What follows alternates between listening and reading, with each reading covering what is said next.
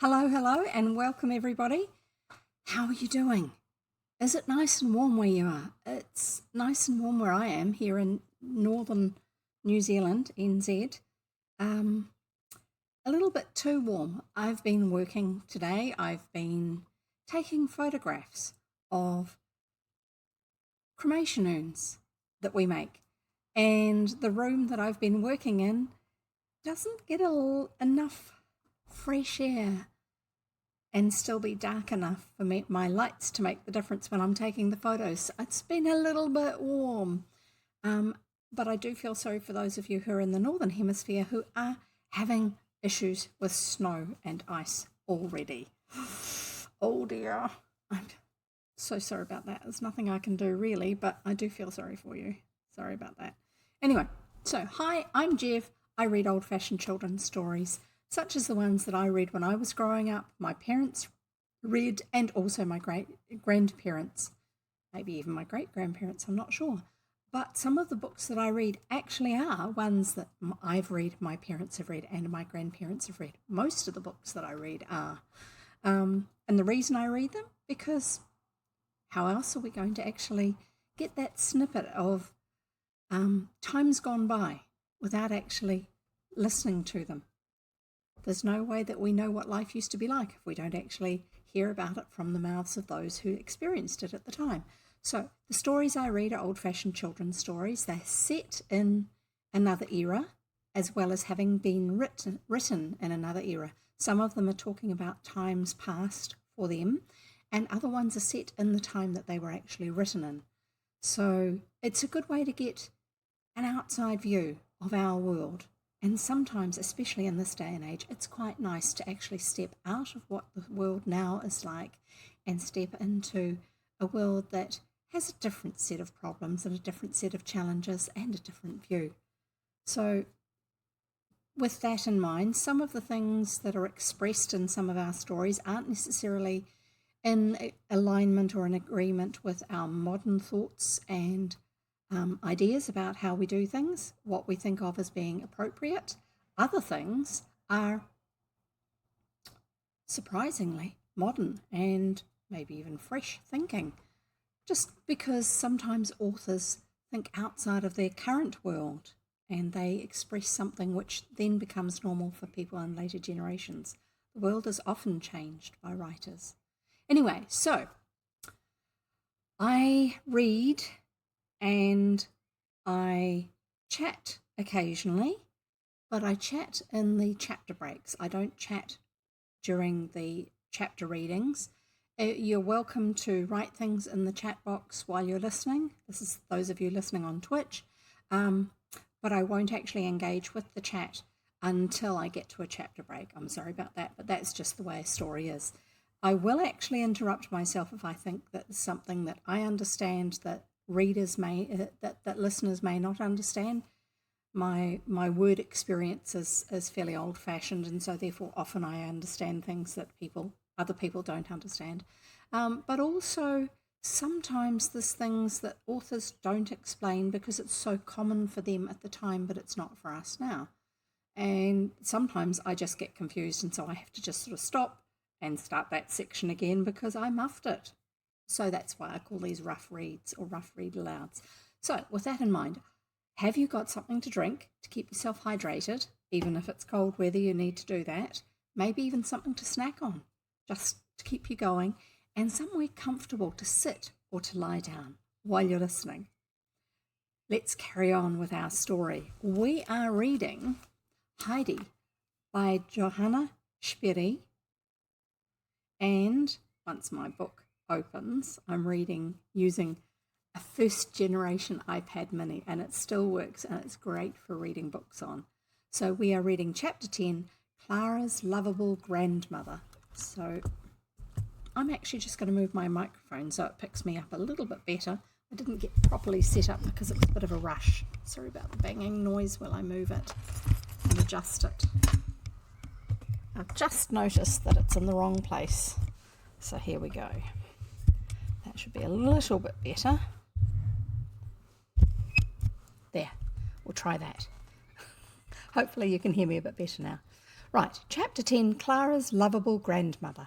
There was much expectation and preparation about the house on the following evening, for Grandmother Sesamon was coming.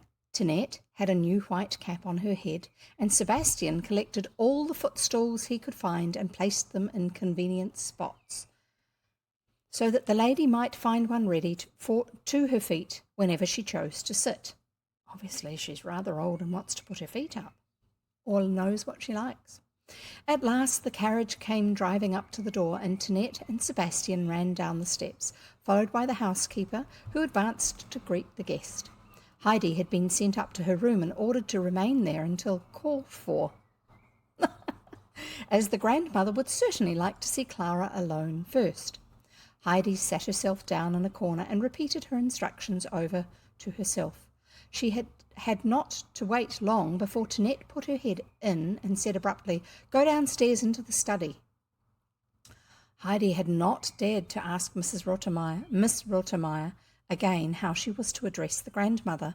She thought the lady had perhaps made a mistake, for she had never heard anyone called by other than their right name. As she opened the study door, she heard a kind voice say, "Ah, here comes the child. Come along and let me have a good look at you." Heidi walked up to her and said very distinctly in her clear voice, "Good evening, Mrs. Madam." She was told to call her Madam. "Well," said the grandmother, laughing, "is that how they address people in your home on the mountain?" "No," replied Heidi bravely. "I never knew anyone with that name before." "Nor I either," laughed the grandmother again as she patted Heidi's cheek. "Never mind, when I am with the children I am always Grandmamma. You won't forget that name, will you?" "No, no," Heidi assured her. "I often used to say it at home." "I understand," said the grandmother with a cheerful little nod of the head. Then she looked more closely at Heidi, and the child looked back at her with steady, serious eyes, for there was something kind and warm-hearted about this newcomer that pleased Heidi, and indeed everything about the grandmother attracted her. She had such beautiful white hair, and 2 long lace ends hung down from the cap on her head and waved gently about her face every time she moved, as if a soft breeze were blowing round her, which gave Heidi a peculiar feeling of pleasure. Sorry, itchy nose. No, I haven't been talking to the cat, just itchy nose. Anyway. "And what is your name, child?" the grandmother now asked. "I am always called Heidi, but as I am now to be called Adelaide, I will try and take care." Heidi stopped short, for Miss Rottenmeier was at this moment entering the room. "Mrs. Sesamon will no doubt agree with me," she interrupted, "that it was necessary to choose a name that could be pronounced easily, if only for the sake of the servants." "My worthy Rottenmeier," replied Mrs. Sesamon, "if a person is called Heidi and has grown accustomed to that name, I call her by the same, and so let it be." Miss Rottenmeier was always very much annoyed that the old lady continually addressed her by her surname only, but it was no use minding, for the grandmother always went her own way, and so there was no help for it. Moreover, the grandmother was a keen old lady and had all her 5 wits about her, and she knew what was going on in the house as soon as she entered it. When on the following day Clara lay down as usual on her couch after dinner, the grandmother sat down beside her for a few minutes and closed her eyes. Then she got up again as lively as ever and trotted off into the dining room. No one was there. "Heidi is asleep, I suppose," she said to herself, and then going to Miss Rottenmeier's room, she gave a loud knock at the door. She waited a few minutes, and then Miss Rottenmeier opened the door and drew back in surprise at this unexpected visit. "Where is the child, and what is she doing all this time?" said Mrs. Sesamon. "She is sitting in her room, where she could well employ herself if she had the least idea of making herself useful. But you have no idea, Mrs. Sesamon, of the out-of-the-way things this child imagines and does." "I should do the same if I had to sit in there like that child. I can tell you. Go bring her to my room. I have some pretty books with me that I should like to give her." "That is just the misfortune," said Miss Rottenmeier with a despairing gesture. "What use are books to her? She has not been able to learn her ABCs even, all the long time she has been here. It is quite impossible to get the least idea of them into her head, and that tutor himself will tell you, if he had not the patience of an angel, he would have given up teaching her long ago." "That is very strange," said Mrs. Sesamon. She does not look to me like a child who would be unable to learn her alphabet." Heidi now appeared and gazed with open-eyed delight and wonder at the beautiful coloured pictures in the books which the grandmother gave her to look at. All of a sudden the child gave a start and burst into sobs, for she had turned to a picture of a green pasture full of young animals, some grazing and others nibbling at the shrubs. In the middle was a shepherd leaning upon his staff and looking on at his happy flock. The grandmother laid her hand kindly on Heidi's. "Don't cry, dear, don't cry," she said. "The picture has reminded you perhaps of something, but see, there is a beautiful tale to the picture which I will tell you this evening, and there are other nice tales of all kinds to read and to tell again, but now we must have a little talk together.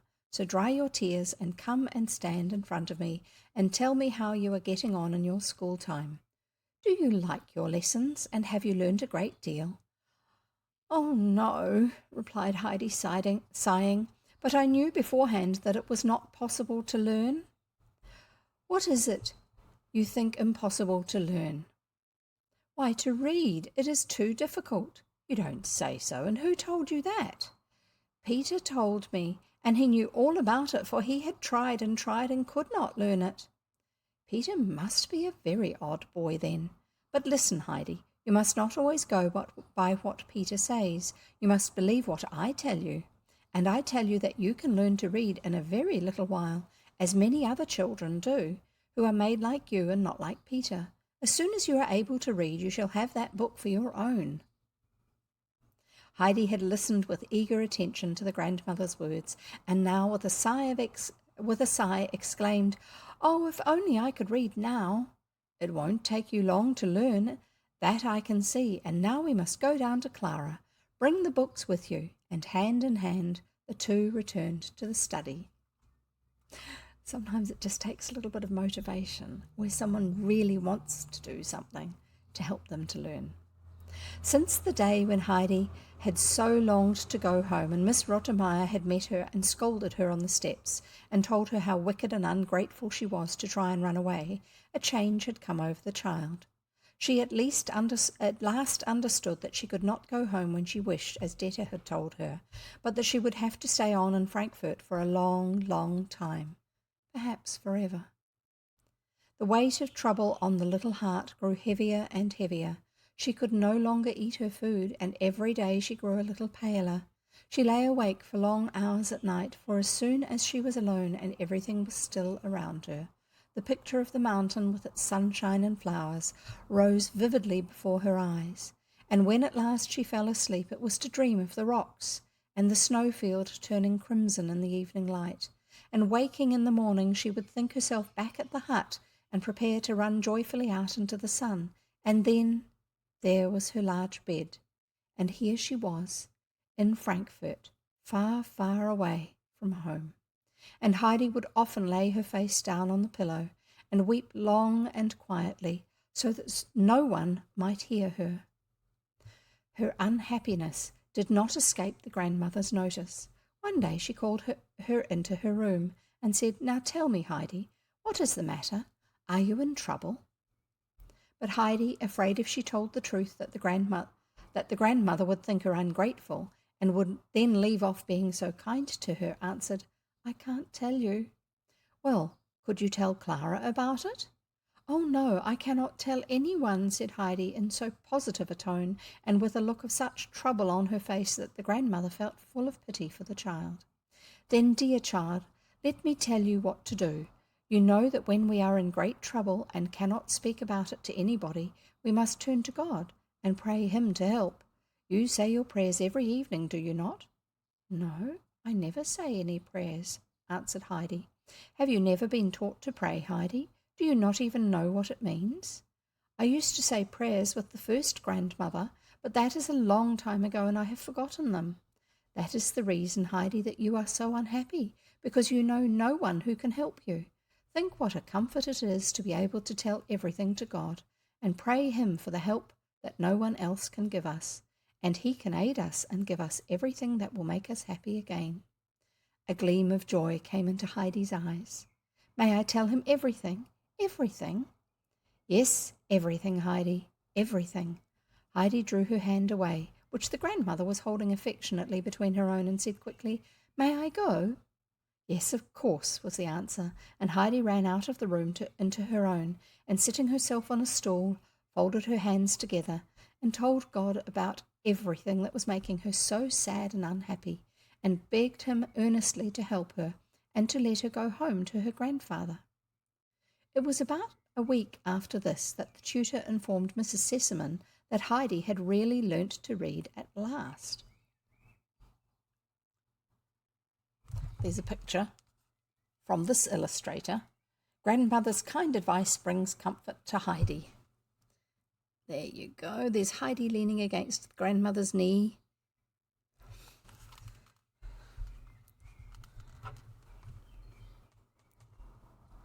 "It is indeed truly marvellous," he said, "because she never seemed able to even learn her ABCs before. I had made up my mind to make no further attempts at the impossible, but to put the letters as they were before her without any dissertation on their origin and meaning. That probably didn't help, telling her all about what they are there for and where they came from. Now she has learned her letters and started at once to read correctly, quite unlike most beginners.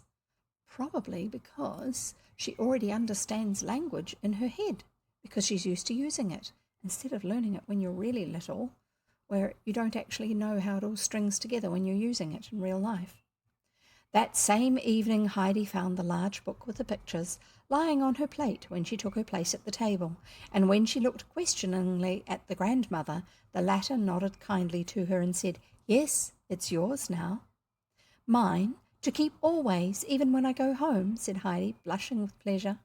"Yes, of course, yours forever," the grandmother assured her. "Tomorrow we will begin to read it." "But you're not going home yet, Heidi, not for years," put in Clara, because she would be worried about losing her friend. "When grandmother goes away, I shall want you to stay on with me." When Heidi went to her room that night, she had another look at her book before going to bed, and from that day forth her chief pleasure was to read over and over again the tales which belonged to the beautiful pictures. There you go. And that's the end of that chapter. So it's time to have a drink of water for me. You can drink whatever you want.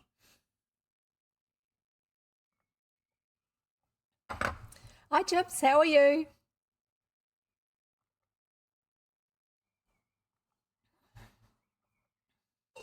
And this time I've even got something to snack on. I've got a pear. I didn't see it before because I had my script, just the things I needed to remember to tell you about at the beginning. And I forgot about the fact that it was going to be, now you can see the shape of it. It's a pear. Because it's green, you can't see it properly. There it is. There's my pear.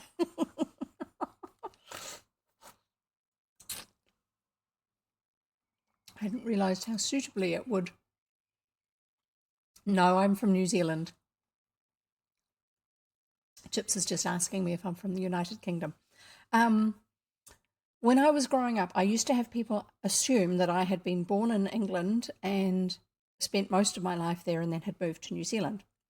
It's because I came from a family of teachers, and if you spoke poorly, they would correct you. When I'm in my day-to-day life, I sound a lot more Kiwi than I do when I'm reading. And it's not that I'm trying to put on an accent, it's just that when I'm reading, I'm very aware of the fact that people want to understand what I'm saying, and so I tend to pronounce my vowels a bit better than I would otherwise. Sorry if it sounds confusing.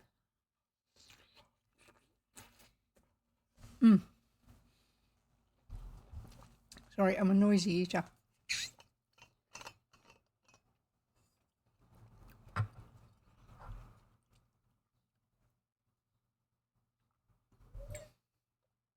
I'm going to carry on reading. Right, here we go. I'm reading Heidi by Johanna Spyri, and we are reading chapter 11, Homesickness. And I'm thinking that this one will actually have a picture I can put on the screen for you. I know which picture it is, but I'm just not sure which part of the book it comes in, because the copy I'm reading from has been illustrated by a different person, and so the pictures are for different pages. It's just one of those things.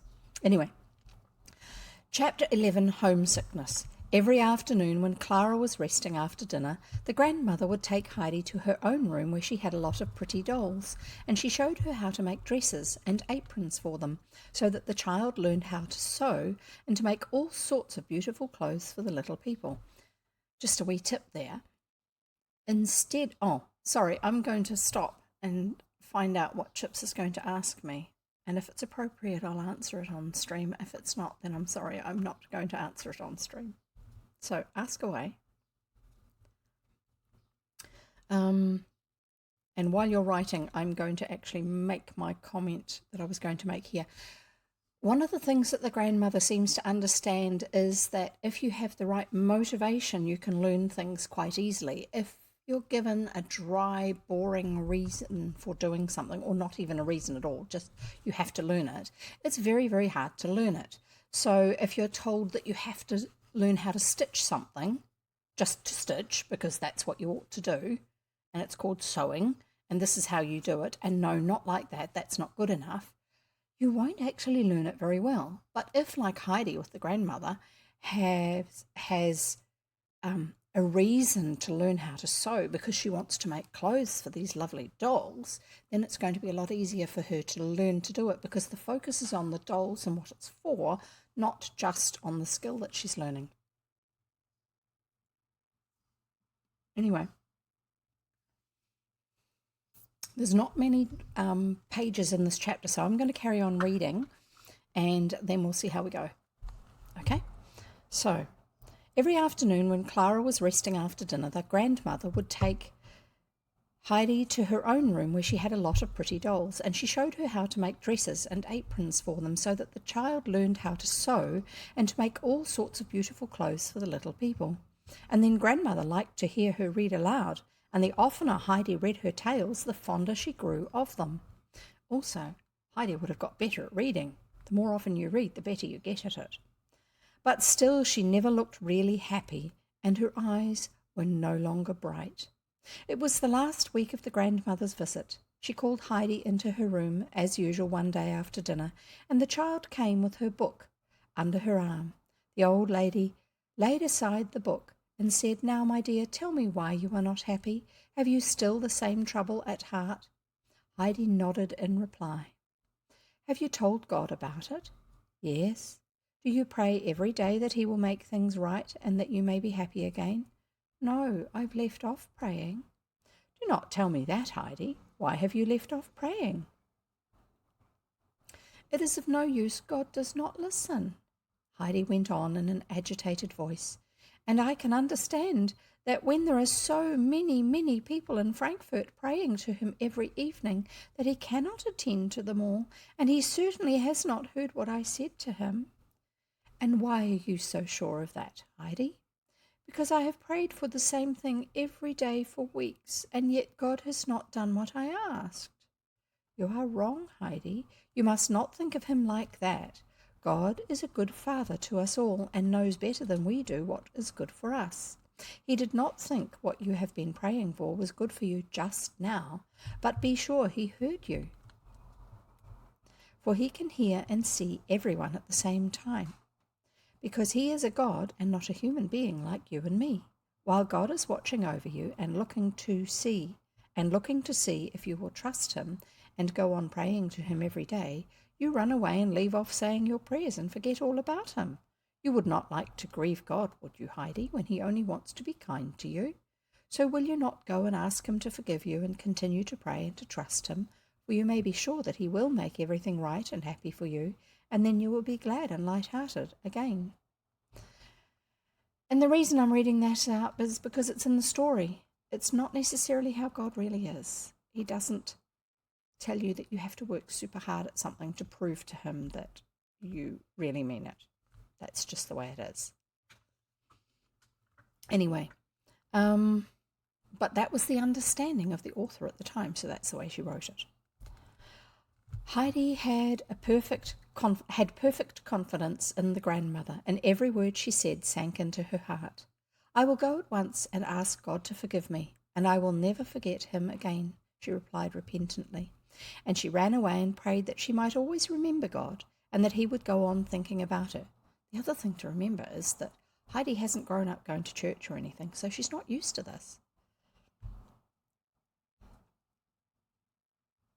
The day came for grandmother's departure, and a sad one for Clara and Heidi, but the grandmother was determined to make it as much like a holiday as possible and not to let them mope, and she kept them so lively and amused that they had no time to think about their sorrow at her going until she really drove away. Then the house seemed so silent and empty that Heidi and Clara did not know what to do with themselves and sat during the remainder of the day like two lost children. Many weeks passed. Heidi did not know if it was winter or summer, for the walls and windows she looked out upon showed no change. And also the house is heated, so it probably stays the same temperature. It's nothing like being up the mountain. And she never went beyond the house except on rare occasions when Clara was well enough to drive out, and then they only went a very little way, as Clara could not bear the movement for long. On these occasions they generally only saw more fine streets and large houses and crowds of people. They seldom got anywhere beyond them, and grass and flowers and fir trees and mountains were still far away. Heidi's longing for the old familiar and beautiful things grew daily stronger, so that now only to read a word that recalled them to her remembrance brought her to the verge of tears, which she suppressed with difficulty. So the autumn and winter passed, and again the sun came shining down on the white walls of the opposite houses, and Heidi would think to herself that now the time had come for Peter to go out again with the goats, to where the golden flowers of the sisters were growing in the sunlight, and all the rocks around turned to fire at sunset. She would go and sit in a corner of her lonely room and put her hands up to her eyes that she might not see the sun shining on the opposite wall, and then she would remain without moving, battling silently with her terrible homesickness until Clara sent for her again.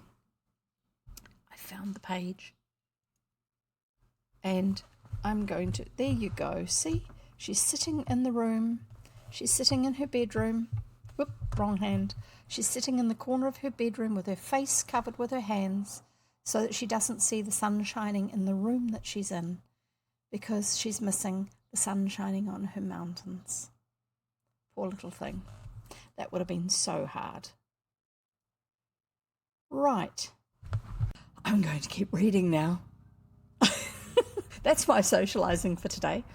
Hi, I'm Jeff. I'm reading Heidi by Johanna or Johanna Spyri, and we're reading chapter 12, My House is Haunted. And that's in quotation marks. That's a bit odd. We'll see where we go with this. And I'm just going to pull up the folder that has those pictures in so I can stay ahead of the illustrations. Sorry, I don't mean to be difficult. I'm just trying to stay aware of what I'm doing. Sorry, I thought I had this already, but very obviously not. I'm not very good at this sometimes.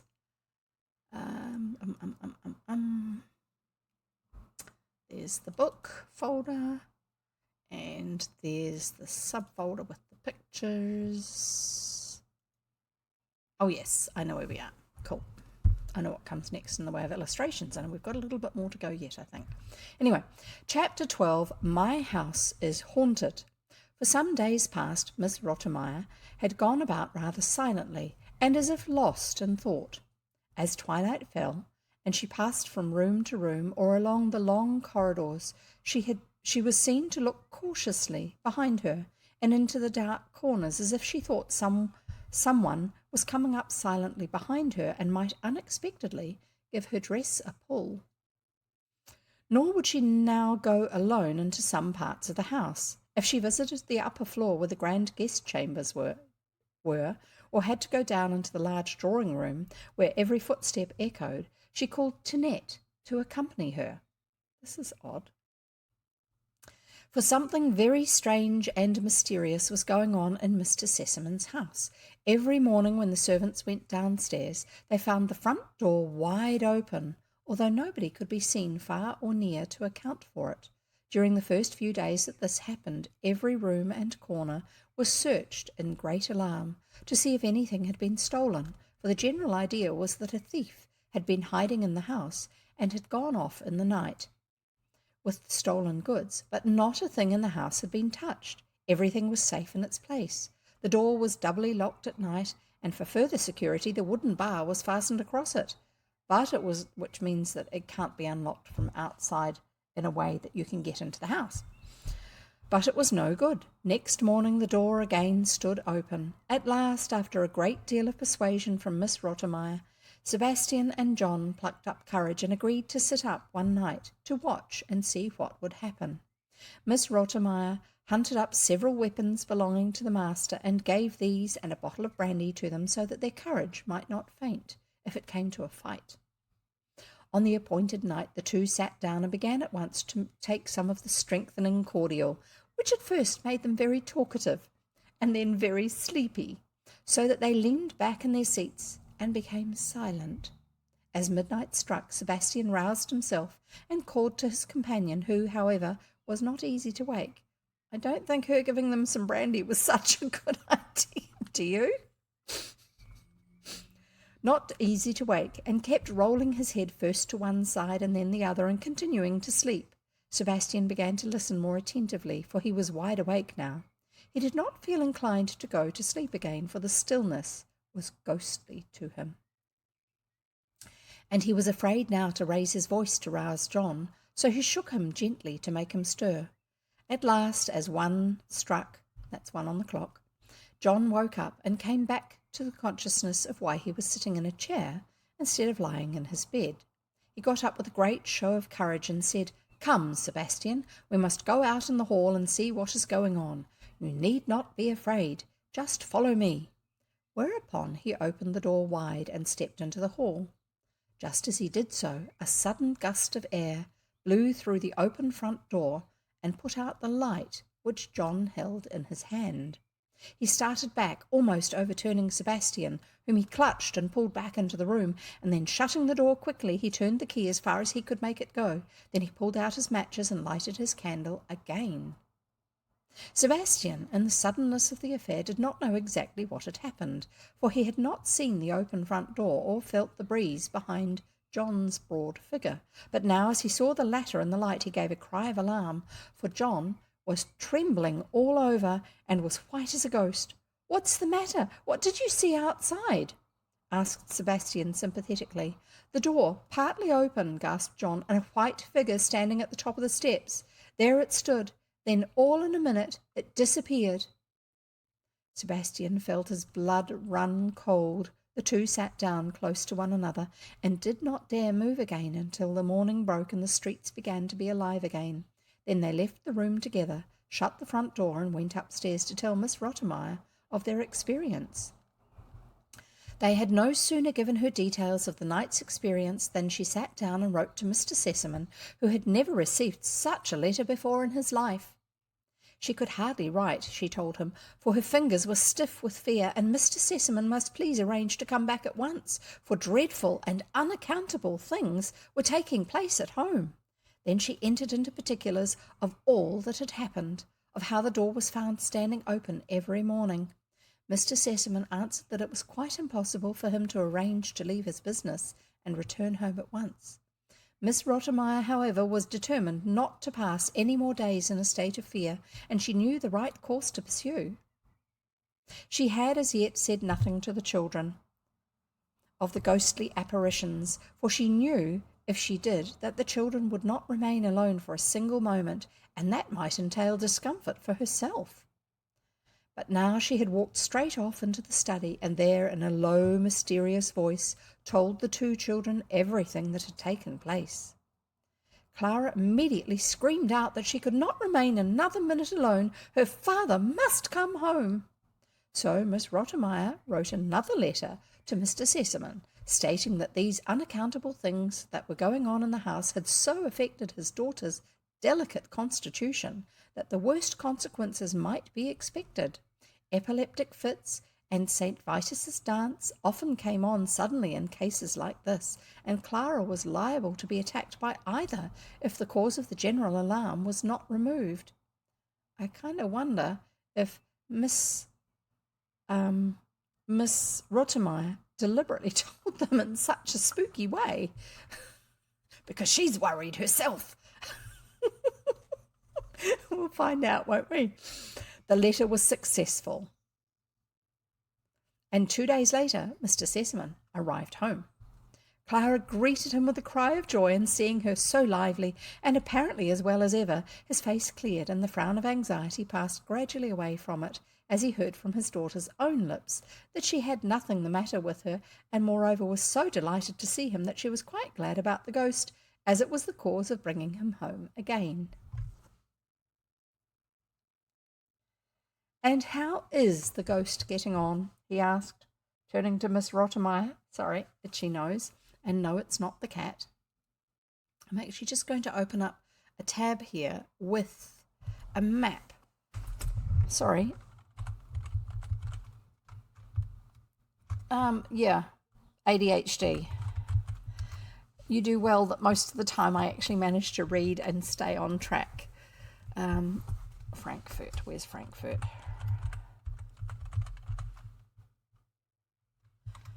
Frankfurt, Germany. I'm just thinking I can probably show you how far away from Switzerland.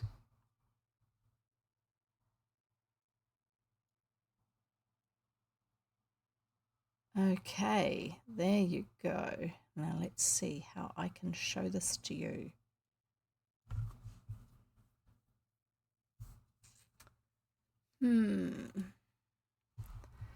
I want to go like this.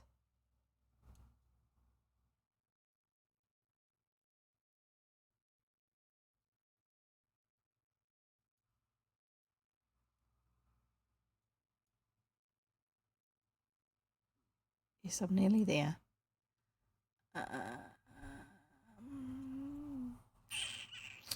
Capture. There we go. Save. Come on, hurry up. There we go. And we shut that, and we shut that. And then later on at the end of the story, I shall show you a picture of how far away she is from her home, because she's in Frankfurt with Clara. And it's no wonder, you realise when you see how far away it is, it's no wonder the poor little girl is homesick. Anyway, we'll carry on. Sorry about that. "And how is the ghost getting on?" he asked, turning to Miss Rottenmeier with a twinkle of amusement in his eye. "It is no joke, I assure you," replied that lady. "You will not laugh yourself tomorrow morning, Mr. Sesamon. What is going on in the house points to some terrible thing that has taken place in the past and has been concealed." Well, if that's the case, why is it only now happening? "Well, I know nothing about that," said the master of the house, "but I must beg you not to bring suspicion on my worthy ancestors." Obviously, it's a family home. "And now will you kindly call Sebastian into the dining room, as I wish to speak to him alone." Mr. Sesamon had been quite aware that Sebastian and Miss Rottenmeier were not on the best of terms, and he had his ideas about this scare. "Come here, lad," he said as Sebastian appeared, "and tell me frankly, have you been playing at ghosts to amuse yourself at Miss Rottenmeier's expense?" "No, on my honour, sir, pray do not think it. I am very uncomfortable about the matter myself," answered Sebastian with unmistakable truthfulness. "Well, if that is so, I will show you and John tomorrow morning how ghosts look in the daylight. You ought to be ashamed of yourself, Sebastian, a great strong lad like you, to run away from a ghost. But now go and take a message to my old friend the doctor. Give him my kind regards and ask if he will come to me tonight at 9 o'clock without fail. I have come by express from Paris to consult him. I shall want him to spend the night here. So bad a case is it, so will he arrange accordingly. You understand?" "Yes, sir," replied Sebastian. "I will see to the matter as you wish." Punctually at 9 o'clock, after the children and Miss Rottenmeier had retired, the doctor arrived. He was a grey-haired man, with a fresh face and 2 bright, kindly eyes. He looked anxious as he walked in, but on catching sight of his patient, burst out laughing and clapped him on the shoulder. "Well," he said, "you look pretty bad for a person that I am to sit up with all night." "Patient's friend," answered Mr. Sesamon. "The one you have to sit up for will look a good deal worse when we have once caught him, for there is a ghost in the house." The doctor laughed again. "That's a nice way of showing sympathy, Doctor," continued Mr. Sesamon. "It's a pity my friend Rottemeyer cannot hear you. She is firmly convinced that some old member of the family is wandering about the house, doing penance for some awful crime he committed." "How did she become acquainted with him?" asked the doctor, very much amused.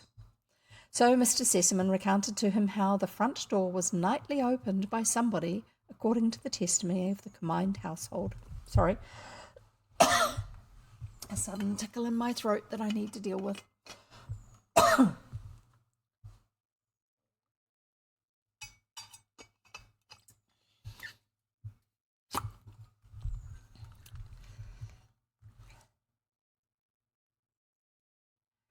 So Mr. Sesamon recounted to him how the front door was nightly opened by somebody, according to the testimony of the combined household.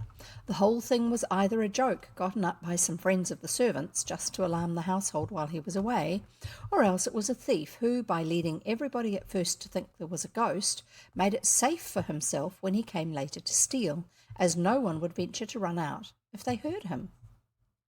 That's actually quite logical. It's quite involved, but it's quite logical. The two took up their quarters for the night in the same room in which Sebastian and John had kept watch. The door was shut close to prevent the light from being seen in the hall outside, which might frighten away the ghost. The gentlemen sat comfortably back in the armchairs and began talking of all sorts of things, now and then pausing to take a good draught of wine, and so 12 o'clock struck before they were aware. "The ghost has got scent of us and is keeping away tonight," said the doctor. "Wait a bit, it does not generally appear before 1 o'clock," answered his friend. They started talking again. 1 o'clock struck. There was not a sound about the house, nor in the street outside. Suddenly, the doctor lifted his finger. "Hush, Sesamon, don't you hear something?" They both listened, and they distinctly heard the bar softly pushed aside, and then the key turned in the lock, and the door opened. Mr. Sesamon put out his hand for his revolver. "You are not afraid, are you?" said the doctor as he stood up. "It is better to take precautions," whispered Mr. Sesamon, and seizing one of the lights in his other hand, he followed the doctor, who, armed in like manner with a light and a revolver, went softly on in front. They stepped into the hall. The moonlight was shining in through the open door, and fell on a white figure standing motionless in the doorway. "Who is there?" thundered the doctor in a voice that echoed through the hall as the two men advanced with lights and weapons towards the figure. It turned and gave a low cry. There, in her little white nightgown, stood Heidi, with bare feet, staring with wild eyes at the lights and the revolvers, and trembling from head to foot like a leaf in the wind. The two men looked at one another in surprise. "Why, I believe it is Heidi," said the doctor. "Child, what does this mean?" said Mr. Sesamon. "What did you want? Why did you come down here?" White with terror, and hardly able to make her voice heard, Heidi answered, "I don't know." But now the doctor stepped forward. "This is a matter for me to see to, Sesamon. Go back to your chair. I must take the child upstairs to her bed." And with that he put down his revolver, and gently taking the child by the hand, led her upstairs. "Don't be frightened," he said as they went up side by side. "It's nothing to be frightened about. It's all right, only just go quietly."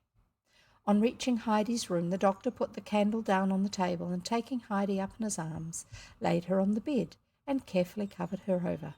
Then he sat down beside her and waited until she had grown quieter and no longer trembled so violently. He then took her hand and said in a kind, soothing voice, "There now, you feel better, and now tell me where you were wanting to go to." "I did not want to go anywhere," said Heidi. "I did not know I went downstairs, but all at once I was there." "I see. And had you been dreaming so that you seemed to see and hear something very distinctly. Yes, I dream every night and always about the same things. I think I am back with grandfather, and I hear the sound in the fir trees outside, and I see the stars shining so brightly, and then I open the door quickly and run out, and it's all so beautiful. But when I wake, I am still in Frankfurt.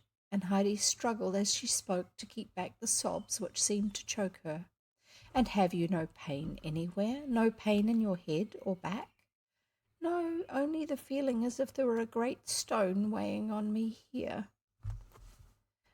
As if you had eaten something that would not go down? No, not like that. Something heavy, as if I wanted to cry very much. I see. And then do you have a good cry? Oh, no, I mustn't. Miss Rottenmeier forbade me to cry.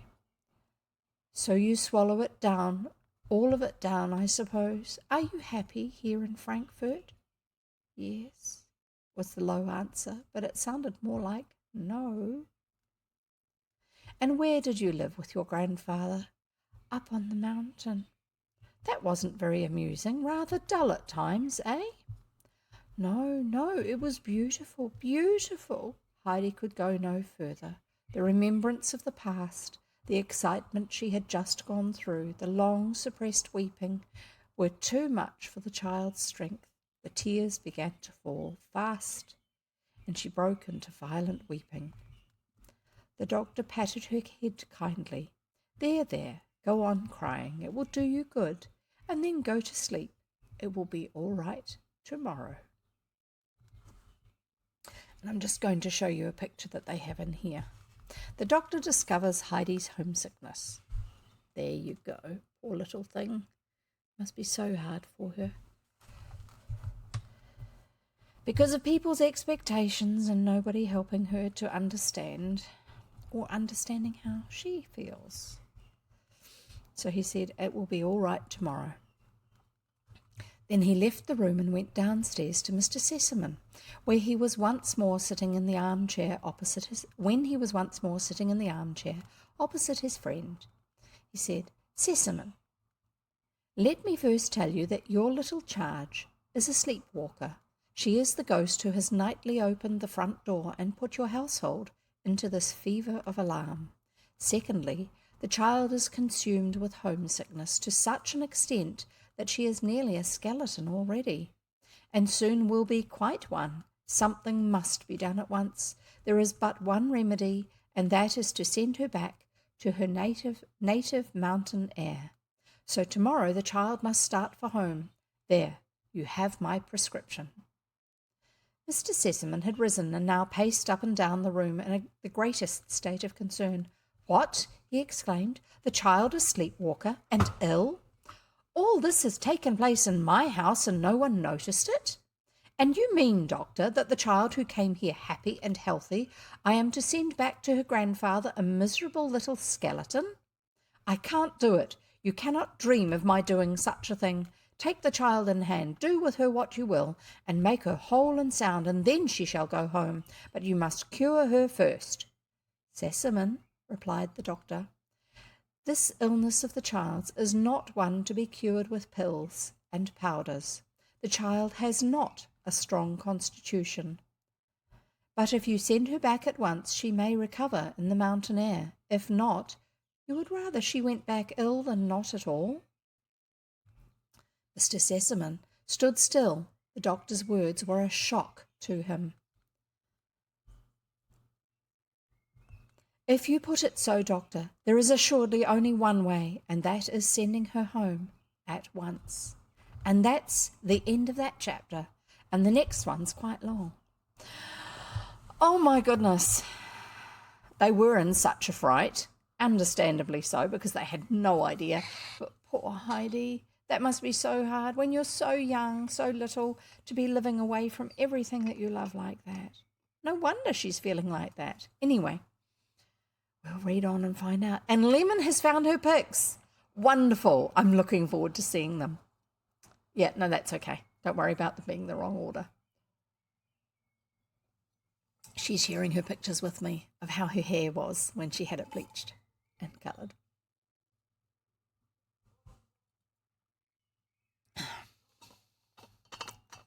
Anyway, I better drink more actually. It's a long chapter. And I don't want my throat to get too dry. Oh, I wonder if I can give you that map picture now. Let's have a look. Picture, image, map. Find it. That would be interesting, wouldn't it? Pictures. Sorry, burping.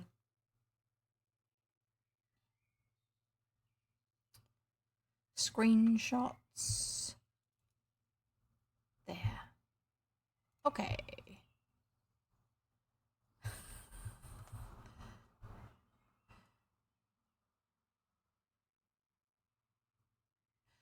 Go and have sort your dinner out and enjoy it.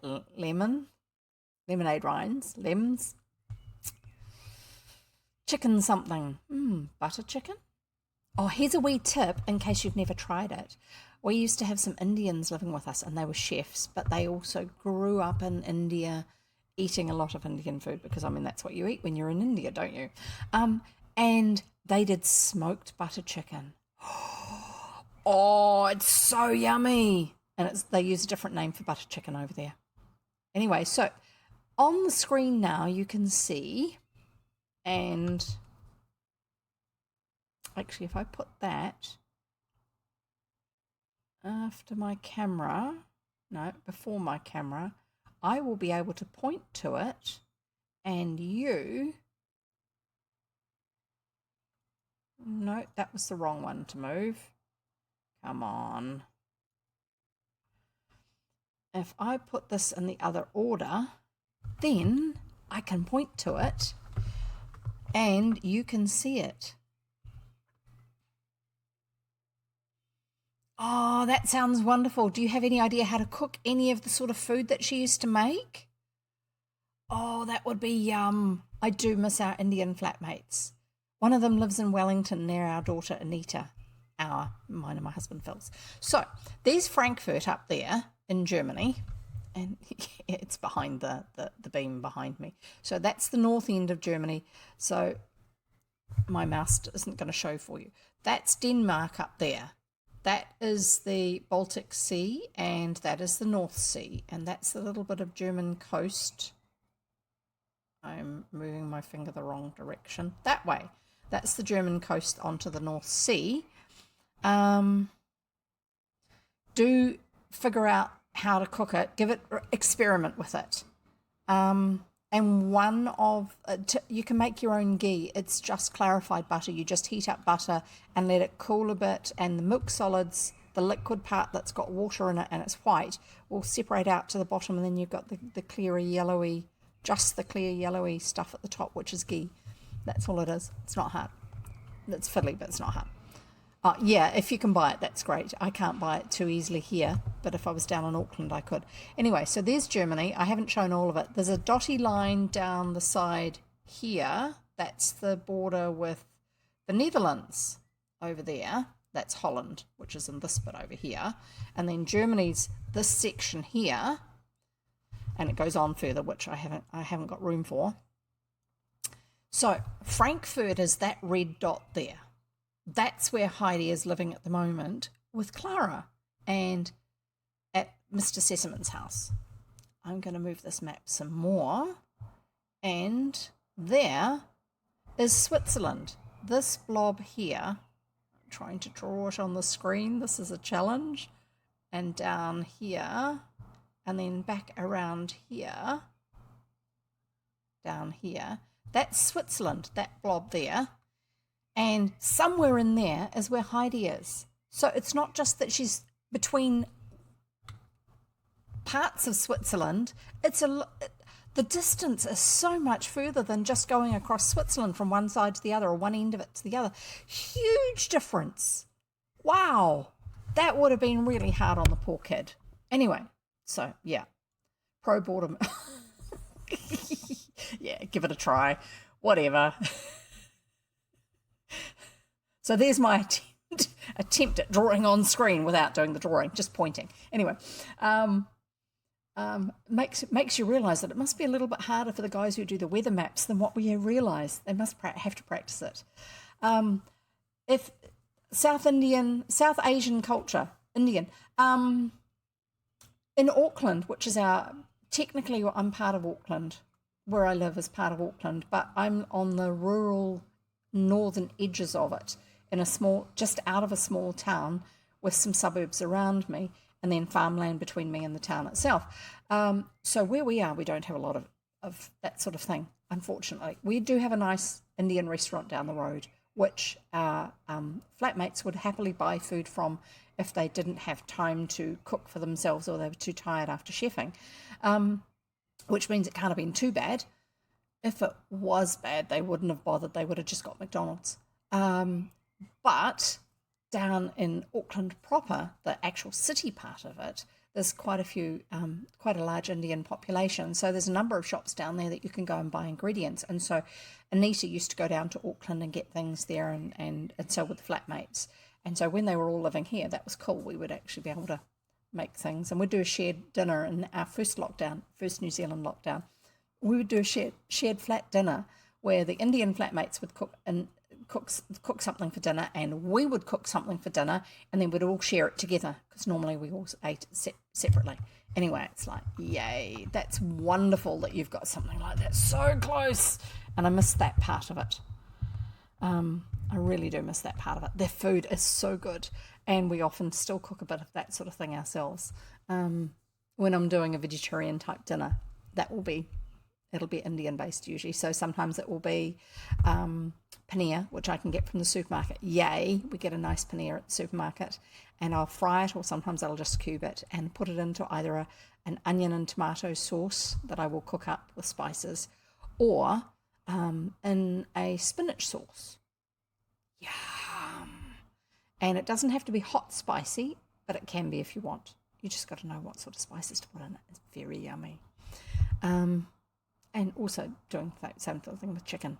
And one of them and Anita have taught me how to do something with eggplant, aubergine. That is yum too. Anyway, I'm getting hungry, but I need to get on with reading the book because it's after 4 and we haven't finished our reading for today.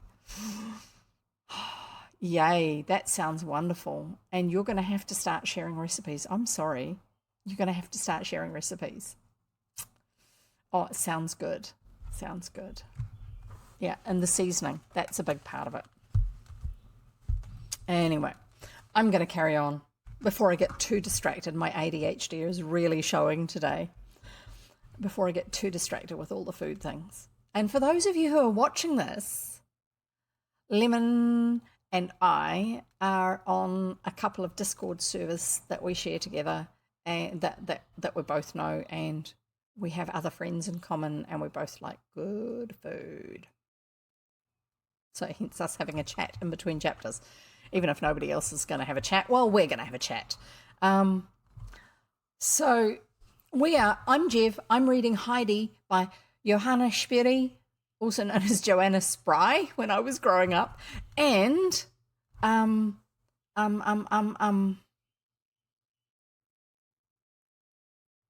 sorry, I'm just reading a note that's in the chat. Telling G to tell you he just does a bunch of cumin, a bunch of curry. LOL, he's a genius. Yeah. It's very much whatever quantities you feel like.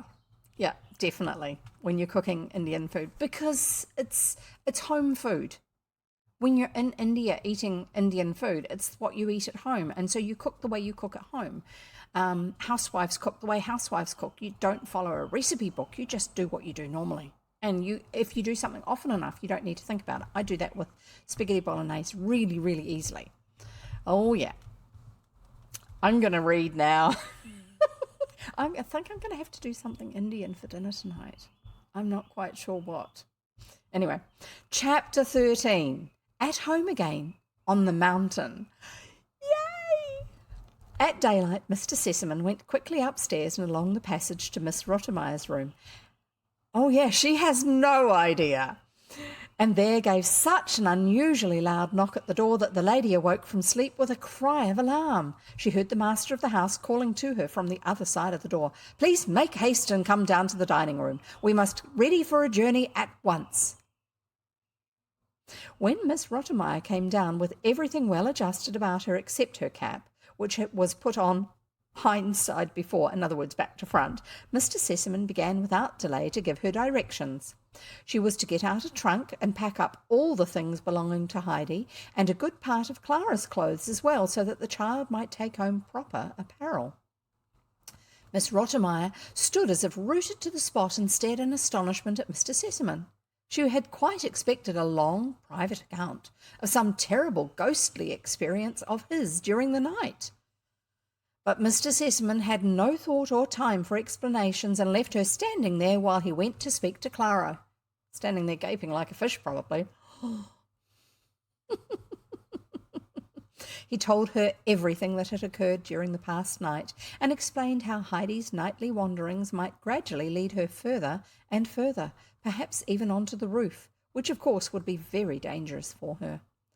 And so they had decided to send her home at once, as he did not like to take the responsibility of her remaining, and Clara would see for herself that it was the only thing to do. Clara was very much distressed, and at first made all kinds of suggestions for keeping Heidi with her. Obviously, she had been incredibly bored before Heidi had come, and Heidi has become a very good friend to her, so she's going to miss her, but she hasn't yet thought about how Heidi's feeling, or how unwell she is. Made all kinds of suggestions for keeping Heidi with her, but her father was firm and promised her if she would be reasonable and make no further fuss, that he would take her to Switzerland next summer. That's a good compromise. Next, he sent for Sebastian and told him to make ready to start. He was to travel with Heidi as far as Basel the next day, and the next day, and the next day take her home. He would give him a letter to carry to the grandfather, which would explain everything, and he could then return to Frankfurt. "But there is one thing in particular which I wish you to look after," said Mr. Sesamon in conclusion. "When you reach the hotel, go at once into the child's room and see that all the windows are all firmly fastened so that they cannot be easily opened. After Heidi is in bed, lock the door of her room on the outside, for the child walks in her sleep and might run into danger in a strange house if she went wandering downstairs and tried to open the front door. So you understand?" "Oh, then that was it," exclaimed Sebastian, for now a light was thrown on the ghostly visitations. "Yes, that was it. And you are a coward, and you may tell John he is the same, and the whole household is a pack of idiots." And with this, Mr. Sesamon went off to his study to write a letter to Alm Uncle. Meanwhile, Heidi was standing expectantly dressed in her Sunday frock, waiting to see what would happen next. For Tinette had awakened her with a shake and put on her clothes without a word of explanation. The little uneducated child was far too much beneath her for Tinette to speak to, in Tinette's eyes, obviously. When she appeared at the breakfast table, Mr. Sesamon said, "You are going home today, little one?" "Home," murmured Heidi in a low voice, turning pale. She was so overcome that for a moment or two she could hardly breathe. "Don't you want to hear more about it?" "Oh, yes, yes!" exclaimed Heidi, her face now rosy with delight. "All right, then," said Mr. Sesamon as he sat down and made her a sign to do the same. "But now eat a good breakfast, and then off you go in the carriage." But Heidi could not swallow a morsel, though she tried to do what she was told. She was in such a state of excitement that she hardly knew if she was awake or dreaming, or if she would again open her eyes to find herself in her nightgown at the front door. "Tell Sebastian to take plenty of provisions with him," Mr. Sesamon called out to Miss Rottenmeier, who had just then come into the room. "The child can't eat anything now, which is quite natural. Now run up to Clara and stay with her till the carriage comes round," he added kindly, turning to Heidi. Heidi had been longing for this and ran quickly upstairs. An immense trunk was standing open in the middle of the room. "Oh, Heidi, cried Clara as she entered. "See all the things I have put in for you. Aren't you pleased?" And she ran over a list of things, dresses and aprons and handkerchiefs and all kinds of working materials. "And look here," she added, as she triumphantly held up a basket. Heidi peeped in and jumped for joy, for inside it were 12 beautiful round white rolls, all for grandmother. In their delight, the children forgot that the time had come for them to separate, and when someone called out, "The carriage is here," there was no time for grieving. Heidi ran to her room to fetch her darling book. She knew no one could have packed that, as it lay under her pillow, for she had kept it by her night and day. This was put in the basket with the rolls. Then she opened her wardrobe to look for another treasure, the old red shawl which had been left behind. Heidi wrapped it round her old hat and laid it on top of the basket, so that the red package was quite conspicuous. Then she put on her pretty hat and left the room. Miss Rottenmeier was waiting at the top of the stairs to say good-bye to her. When she caught sight of the strange little red bundle, she took it out of the basket and threw it on the ground. "No, no, Adelaide," she exclaimed. "You cannot leave the house with that thing. What can you possibly want with it?" Heidi did not dare take up her little bundle, but she gave the master of the house an imploring look, as if her greatest treasure had been taken from her. "No, no," said Mr. Sesamon in a very decided voice. "The child shall take home with her whatever she likes, kittens and tortoises, if that pleases her. We need not put ourselves out about that, Miss Rottenmeier." Heidi quickly picked up her bundle, and Heidi quickly picked up her bundle with a look of joy and gratitude. As she stood by the carriage door, Mr. Sesamon gave her his hand and said he hoped she would remember him and Clara. He wished her a happy journey, and Heidi thanked him for all his kindness and added, "And please say good-bye to the doctor for me and give him many, many thanks." For she had not forgotten what he had said to her the night before. "It will be all right tomorrow." And she rightly divined that he had helped to make it so for her. Heidi was now lifted into the carriage, and then the basket and the provisions were put in, and finally Sebastian took his place. Then Mr. Sesamon called out once more, "A pleasant journey to you," and the carriage rolled away. Heidi was soon sitting in the railway carriage, holding her basket tightly on her lap. So she's gone from being in the normal horse-drawn carriage to being in the railway carriage. Holding her basket tightly on her lap, she would not let it out of her hands for a moment, for it contained the delicious rolls for grandmother. So she must keep it carefully, and even peep inside it from time to time to enjoy the sight of them. For many hours she sat as still as a mouse, only now she was beginning to realize that she was going home to the grandfather, the mountain, the grandmother, and Peter. All of a sudden she said anxiously, "Sebastian, are you sure that grandmother on the mountain is not dead?" "No, no," said Sebastian, wishing to soothe her. "We will hope not. She is sure to be alive still." Then Heidi fell back on her own thoughts again. Now and then she looked inside the basket, for the thing she looked forward to most was laying all the rolls out on grandmother's table. After a long silence she spoke again. "If only we could know for certain that grandmother is alive." "Yes, yes," said Sebastian, half asleep. "She is sure to be alive. There is no reason why she should be dead." After a while sleep came to Heidi too, and after her disturbed night and early rising, she slept so soundly that she did not wake till Sebastian shook her by the arm and called to her, "Wake up, wake up! We shall have to get out directly. We are just in Basel." There was a further railway journey of many hours the next day, so Basel is in Switzerland. I'm guessing it's probably the biggest town in Switzerland itself. I don't think we'll find it on my map because it's at the wrong scale to see towns. Sorry. There was a further railway journey of many hours the next day. Heidi sat again with her basket on her knee, for she would not have given it up to Sebastian on any consideration. Today she never even opened her mouth, for her excitement, which increased with every mile of the journey, kept her speechless.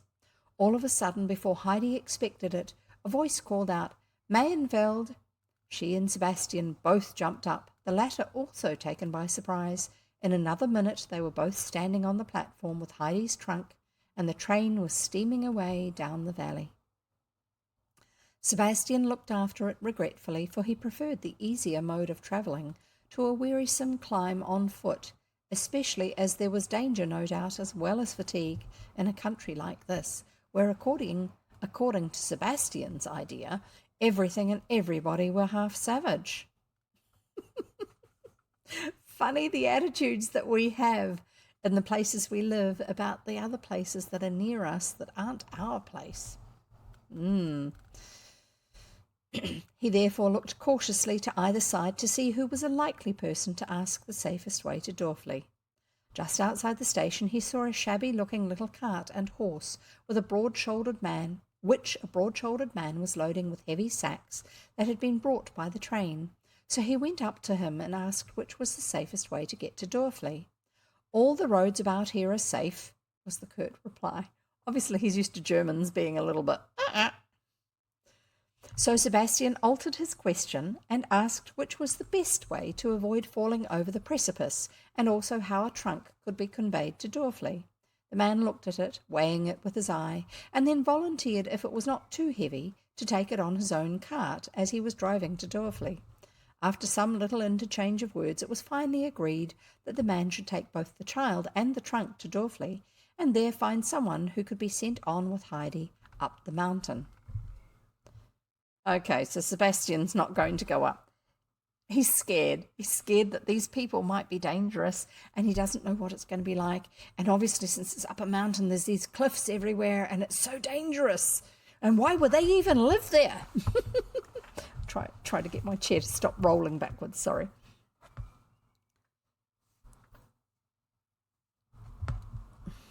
"I can go by myself. I know the way well from Dorfley," put in Heidi, who had been listening attentively to the conversation. Sebastian was greatly relieved at not having to do any mountain climbing.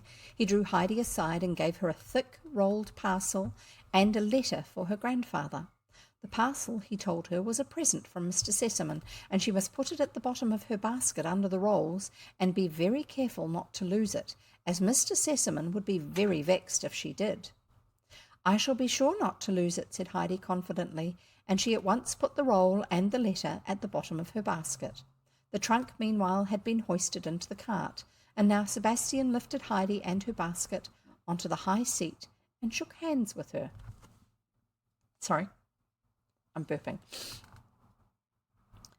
The driver swung himself up beside Heidi, and the cart rolled away in the direction of the mountains, while Sebastian, glad of having no tiring and dangerous journey on foot before him, sat down in the station and awaited the return train. The driver of the cart was the miller at Dorfley, and was taking home his sacks of flour. He had never seen Heidi, but like everyone in Dorfley, knew all about her. He had known her parents, and felt sure at once that this was the child of whom he had heard so much. He began to wonder why she had come back, and as they drove along he entered into conversation with her. "You are the child who lived with your grandfather, uncle, are you not?" "Yes." "Didn't they treat you well down there, that you have come back so soon?" "Yes, it was not that. Everything in Frankfurt is as nice as it could be." "Then why are you running home again?" "Only because Mr. Sesamon gave me leave, or else I should not have come." "If they were willing to let you stay, why did you not remain there, where you were better off than at home?" "Because I would a thousand times rather be with grandfather on the mountain than anywhere else in the world." "You will think differently perhaps when you get back there," grumbled the miller, and then to himself, "It's strange of her, for she must know what it's like." Remember, the last bit we heard about grandfather directly was that he was quite angry and became very withdrawn again. He began whistling and said no more, while Heidi looked around her and began to tremble with excitement, for she knew every tree along the way, and there overhead were the high jagged peaks of the mountains looking down on her like old friends. She nodded back to them, and grew every moment more wild with her joy and longing, feeling as if she must jump down from the cart and run with all her might till she had reached the top. The clock was striking 5 as they drove into Dorfley. As the miller lifted Heidi down, she said hastily, "Thank you, grandfather will send for the trunk." She climbed up the steep path from Dorfley as quickly as she could. She was obliged, however, to pause now and again to take breath, for the basket she carried was rather heavy, and the way got steeper as she drew nearer the top. One thought alone filled Heidi's mind. Would she find the grandmother sitting in her usual corner by the spinning wheel? Was she still alive? At last Heidi caught sight of the grandmother's house in the hollow of the mountain, and her heart began to beat. She ran faster and faster, and her heart beat louder and louder, and now she had reached the house. But she trembled so she could hardly open the door, and then she was standing inside, unable in her breathlessness to utter a sound. "Ah, my God!" cried a voice from the corner. "That was how Heidi used to run in. If only I could have her here with me once again. Who is there?" "It is I, grandmother," cried Heidi as she ran and flung herself on her knees beside the old woman, and seizing her hands clung to her, unable to speak for joy, and the grandmother herself could not say a word for some time. So unexpected was this happiness, but at last she put out her hand and stroked Heidi's curly hair, and said, "Yes, yes, that is her hair and her voice. Thank God that he has granted my prayer." And tears of joy fell from the blind eyes onto Heidi's hand. "Is it really you, Heidi? Have you really come back to me?" "Yes, grandmother, I am really here," answered Heidi in a reassuring voice. "Do not cry, for I have really come back, and I am never going away again, and I shall come every day to see you, and you won't have any more hard bread to eat for some days, for look, look."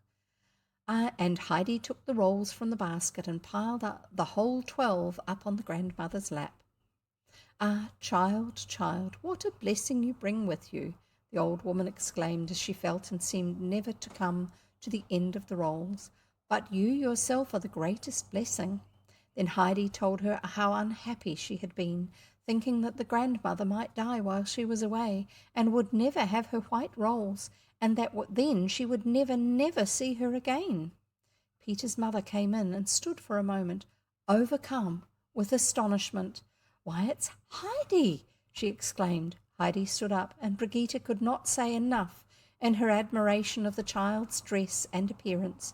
She walked round her, exclaiming all the while, "Grandmother, if you could only see her and see what a pretty frock she has on, you would hardly know her again. And the hat with the feather in it is yours too, I suppose. Put it on that I may see how you look in it." "No, I would rather not," Heidi replied firmly. "You can have it if you like. I do not want it. I have my own still." And Heidi, so saying, undid her red bundle and took out her own hat, which had become a little more battered still during the journey. She had not forgotten how her grandfather had called out to Detta that he never wished to see her in her hat and feathers again, and this was the reason she had so anxiously preserved her old hat, for she had never ceased to think about going home to her grandfather. So she didn't want a fancy hat like Detta's one that grandfather said he didn't want to see. Next she took off her pretty dress and put her red shawl on over her under petticoat, which left her arms bare.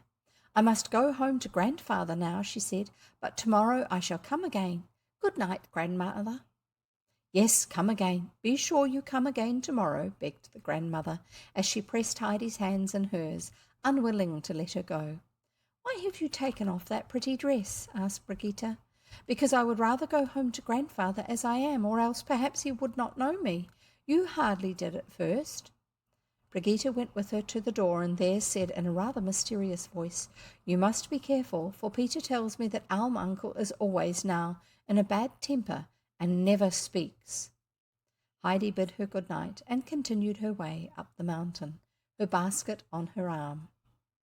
Soon she caught sight of the tops of the fir trees above the hut roof, then the roof itself, and at last the whole hut, and there was grandfather sitting as in old days smoking his pipe, and she could see the fir trees waving in the wind. Quicker and quicker went her little feet.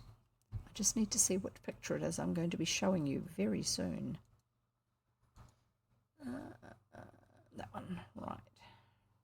Oh, goodness.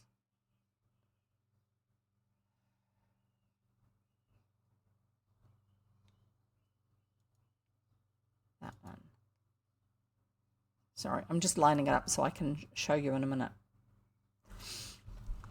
I happen to know there is a picture coming.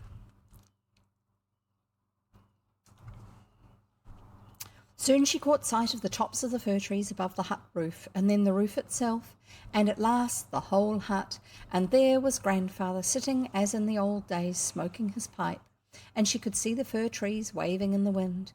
Quicker and quicker went her little feet, and before Elm Uncle had time to see who was coming, Heidi had rushed up to him, thrown down her basket, and flung her arms round his neck, unable, in the excitement of seeing him again, to say more than "Grandfather, grandfather, grandfather," over and over again. There she is. And the old man himself said nothing. For the first time for many years his eyes were wet, and he had to pass his hand across them. Then he unloosed Heidi's arms, put her on his knee, and after looking at her for a moment, "So you have come back to me, Heidi," he said. "How is that? You don't look much of a grand lady. Did they send you away?"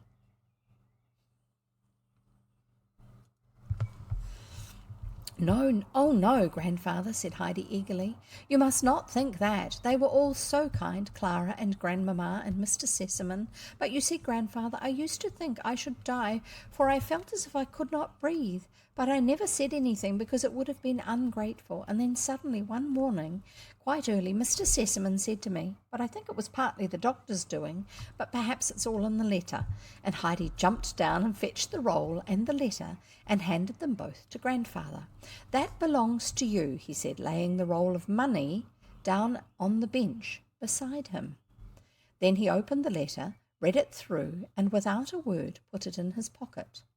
"Do you think you can still drink milk with me, Heidi?" he asked, taking the child by the hand to go into the hut.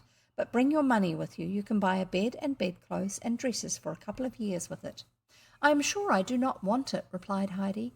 "I have got a bed already, and Clara has put such a lot of clothes in my trunk that I shall never want any more."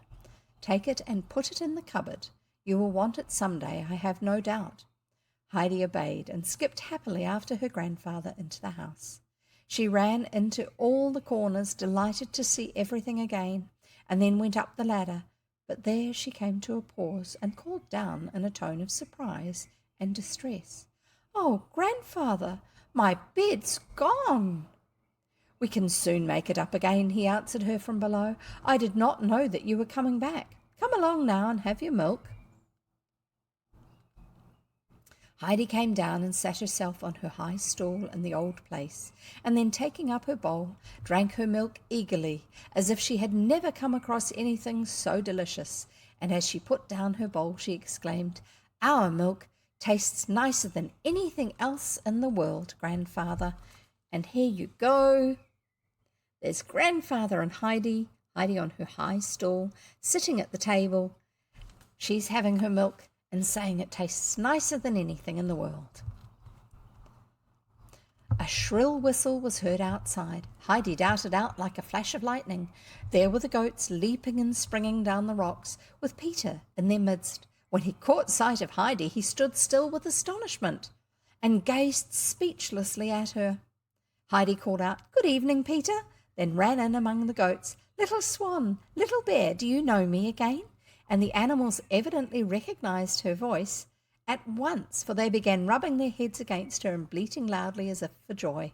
And as she called the other goats by name, one after the other, they all came scampering towards her helter-skelter and crowding round her.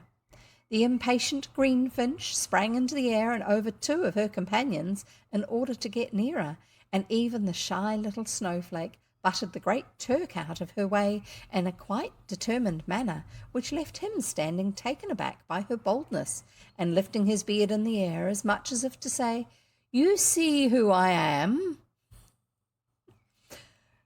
Having been around goats and having had some for a few years, I'm not surprised at this description.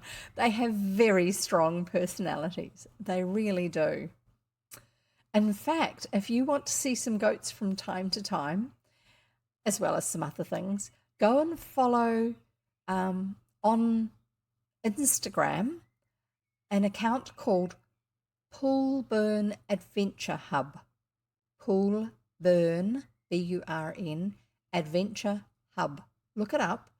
They have an old hotel that they're running as an Airbnb place, which at the moment they can't really do.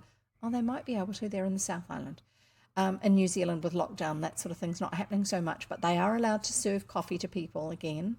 They have an outside dining area, but they have goats, they have dogs, they have, I think, some sheep, they have chickens, and they have goats. They have several goats, and the goats are real characters. So if you want to see some real goats behaving themselves, then yeah,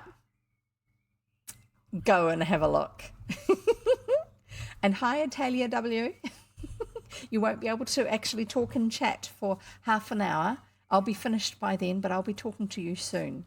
Anyway, so it's a spam stopping thing because there are some bots around that as soon as they subscribe, they will spam the chat. So we don't do that. Anyway, so I'm going to carry on reading. We're nearly at the end of the chapter. So I was talking about goats, yes. And lifting his beard in the air as much to say, "You see who I am?" "So you're back again," said Peter at last, taking Heidi's hand, which she was holding out to him in greeting. "I'm glad you are back," he said, while his whole face beamed with pleasure, and then he prepared to go on with his goats. But he never had so much trouble with them before, for when at last by coaxing and threats he had got them all together, and Heidi had gone off with an arm over either head of her grandfather's 2 goats, the whole flock suddenly turned and ran after her. Heidi had to go inside the stall with her 2 and shut the door. I'm just looking to see if I can change one setting here. Here you go. There you go. I've just changed it so Atalia W, if you want to chat, you can actually type in the chat now. Heidi had to go inside the stall with her 2 and shut the door, or Peter would never have got home that night. When she went indoors after this, she found her bed already made up for her. The grandfather had carefully spread and tucked in the clean sheets over the fragrant new mown hay. It was with a happy heart that Heidi lay down in it that night, and her sleep was sounder than it had been for a whole year past. The grandfather got up at least 10 times during the night and mounted the ladder to see if Heidi was all right, and showing no signs of restlessness, and to feel that the hay he had stuffed into the round window was keeping the moon from shining too brightly upon her. But Heidi did not stir. She had no need now to wander about, for the great burning longing of her heart was satisfied. She was at home again on the mountain. And that's the end of that chapter, which means now I can chat again. Yes, Atalia W. Yay, fair enough. Yes, bots, not a good thing. Not that sort of bots. No, spam bots. And Heidi is a favourite. Yes, it is. And it's a favourite of mine. I have many favourites. Don't tell the others. Shh. And Heidi is a favourite of many other people. And I don't know why I didn't think of reading it earlier. Strange. I will see, not straight away after we finish this book, but I may possibly read, there's 2 books that follow after it. There's Heidi Grows Up and there's Heidi's Children. And quite possibly we may read those a bit later on. I don't tend to read sequels straight after the one that we finish. I've done that once. No, I might have done it more than once. But what happens is sometimes you get a little bit, same old, if you're listening to something written by the same person, one book after the other. It's fun initially, but after a while it's like, can we just get on to something? Hurry up. And so I've found to keep the stories fresh is we'll read something else before we come back to a sequel. So if you're interested, we can possibly read the other Heidi books. The actual author wrote a lot of books, and they're not all available on Project Gutenberg, which is gutenberg.org, but there's several of them are for those of you who are interested in reading them. When I was growing up, the only ones I was aware of were the Heidi books, but there are some other ones. They're not sequels. They're whole other books that she wrote, the same author wrote.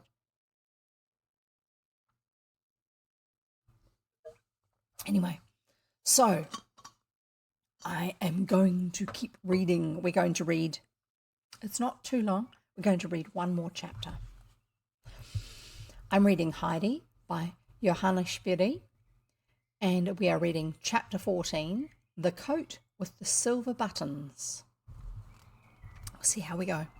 The next afternoon, Heidi was standing under the waving trees waiting for her grandfather, who was going down with her to grandmother's and then on to Dorfley to fetch her trunk. She was longing to know how grandmother had enjoyed her white bread and impatient to see and hear her again. The grandfather came out, gave a look around, and then called to her in a cheerful voice, "Well, now we can be off." It was a Saturday, a day when Elm Uncle made everything clean and tidy inside and outside the house. He had devoted the morning to his work so as to be able to accompany Heidi in the afternoon, and the whole place was now as spick and span as he liked to see it. They parted at the grandmother's cottage, and Heidi ran in. The grandmother had heard her steps approaching and greeted her as she crossed the threshold. "Is it you, child? Have you come again?" Then she took hold of Heidi's hand and held it fast in her own, for she still seemed to fear that the child might be torn from her again. She told Heidi how much she had enjoyed the white bread, and how much stronger she felt already for having been able to eat it. And then Peter's mother went on and said she was sure that if her mother could eat like that for a week, she would get back some of her strength. Yes, because the old black bread style of bread, when you have no teeth, and when you're old, she probably doesn't have teeth, or doesn't have good strong teeth, is very, very hard to chew, and so therefore is also hard to digest, so you don't get the value of the food from it. "I know, grandmother, what I will do," said Heidi eagerly. "I will write to Clara, and she will send me as many rolls again, if not twice as many as you have already, for I had ever such a large heap in the wardrobe, and when they were all taken away she promised to give me as many back, and she would do so, I am sure." Sorry, she knows again.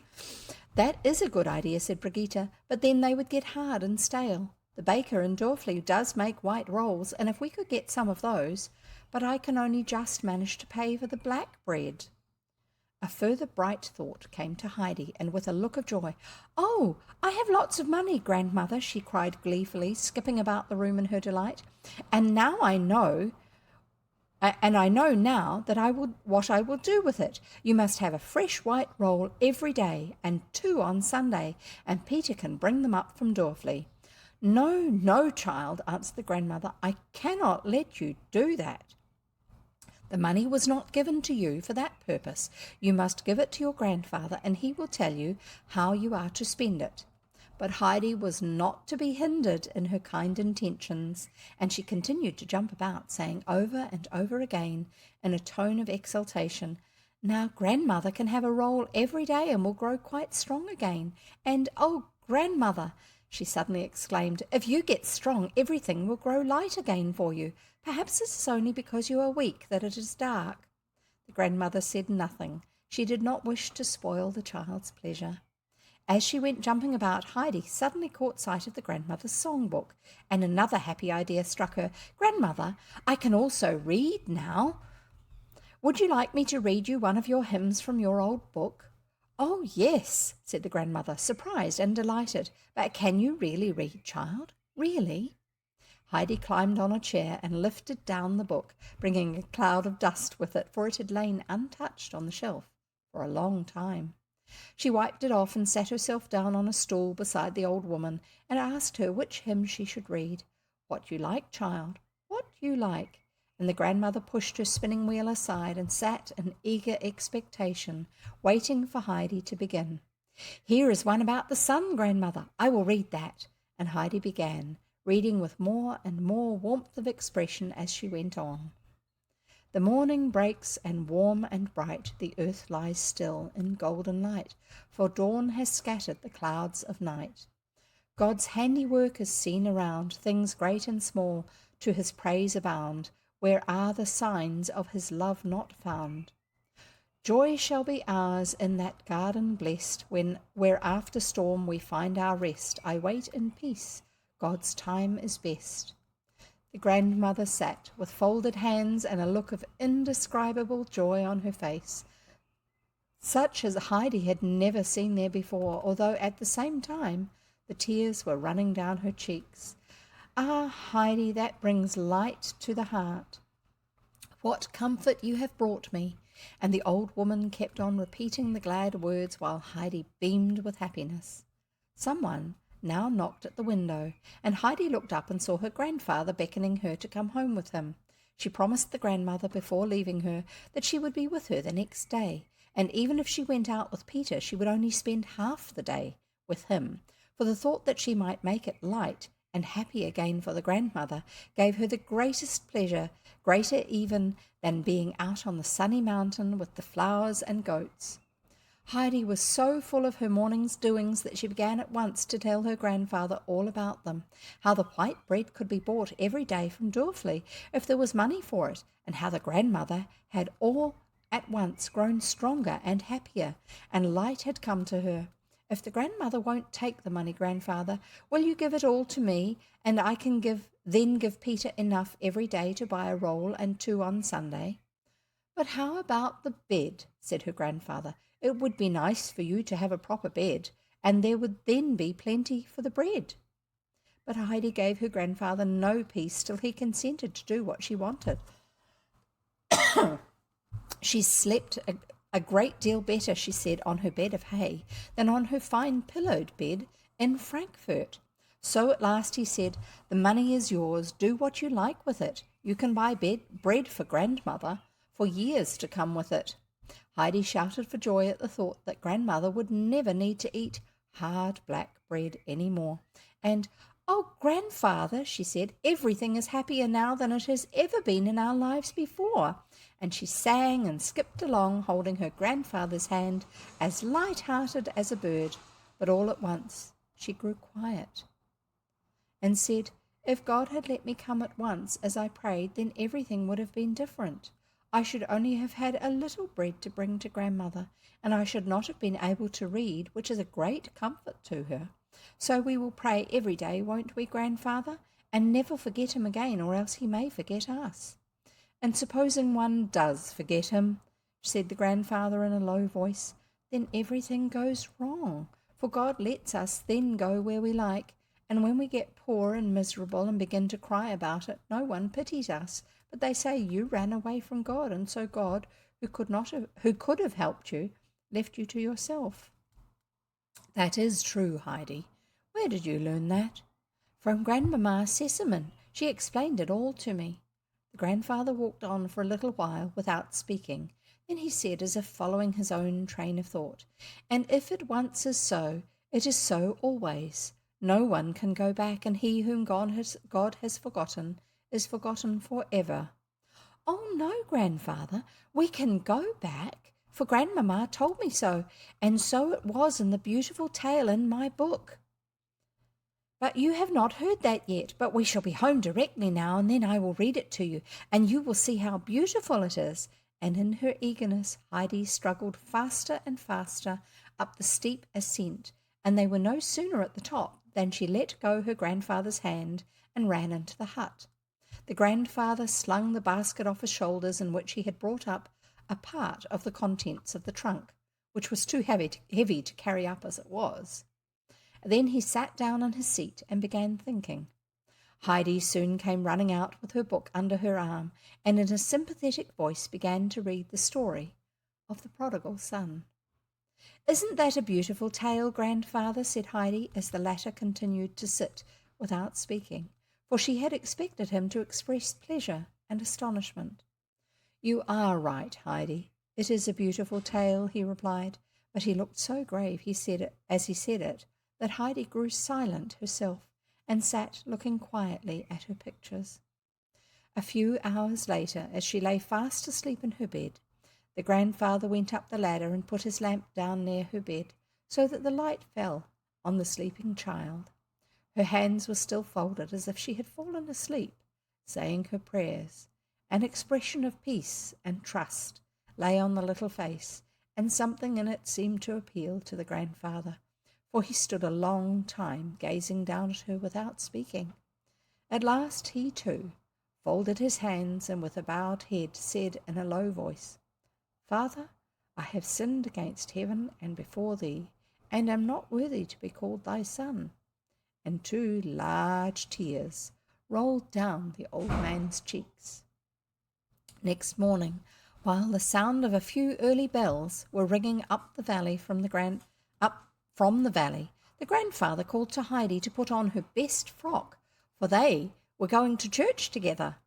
She was not long getting ready, for it was an unusual summons from her grandfather. She put on her smart Frankfurt dress and soon went down, but when she saw her grandfather, she stood gazing at him in astonishment. "Why, grandfather," she exclaimed, "I never saw you look like that before. And the coat with the silver buttons! Oh, you do look nice in your Sunday coat." The old man smiled and replied, "And you too. Now come along." He took Heidi's hand, and together they walked down the mountainside. The bells were ringing in every direction now, sounding louder and fuller as they neared the valley, and Heidi listened to them with delight. "Hark, grandfather, it's like a great festival." I would say that the part of what they're hearing is the bells from other villages that are in other parts of the valley further down. The sound is echoing up through the valley, and so you get a whole lot of them because Dorfli is small enough that I'm pretty sure they've only got the one church with the one bell. The congregation had already assembled and the singing had begun when Heidi and her grandfather entered the church at Dorfli and sat down at the back. But before the hymn was over, everyone was nudging his neighbour and whispering, "Do you see? Alm Uncle is in church." Soon everybody in the church knew of Alm Uncle's presence, and the women kept on turning round to look and quite lost their place in the singing. At the close of the service, Alm Uncle took Heidi by the hand and on leaving the church made his way toward the pastor's house.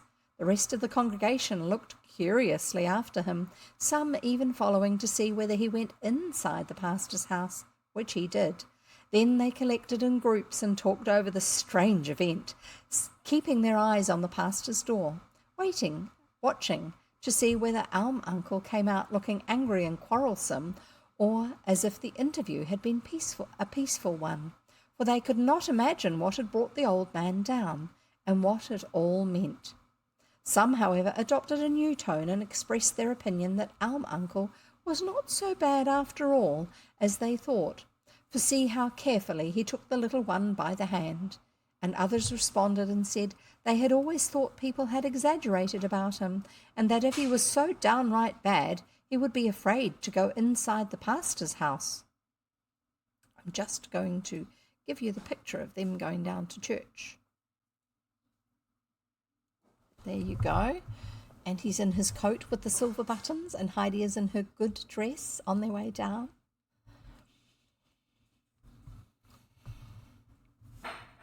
For see how carefully he took the little one by the hand, and others responded and said they had always thought people had exaggerated about him, that if he was so downright bad he would be afraid to go inside the pastor's house.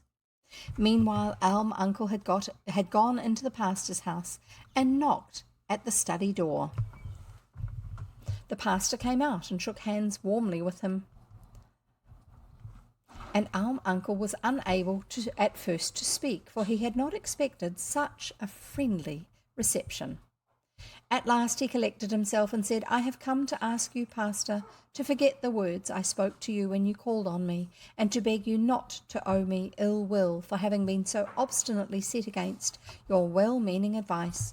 You were right, and I was wrong, but I have now made up my mind to follow your advice and to find a place for myself at Dorfli for the winter, for the child is not strong enough to stand the bitter cold up on the mountains." Remember, because she hasn't been well and she has lost weight, and so she's not as strong and robust as she used to be. "And if the people down here look askance at me," that means sideways, side-eye, as at a person not to be trusted, I know it is my own fault."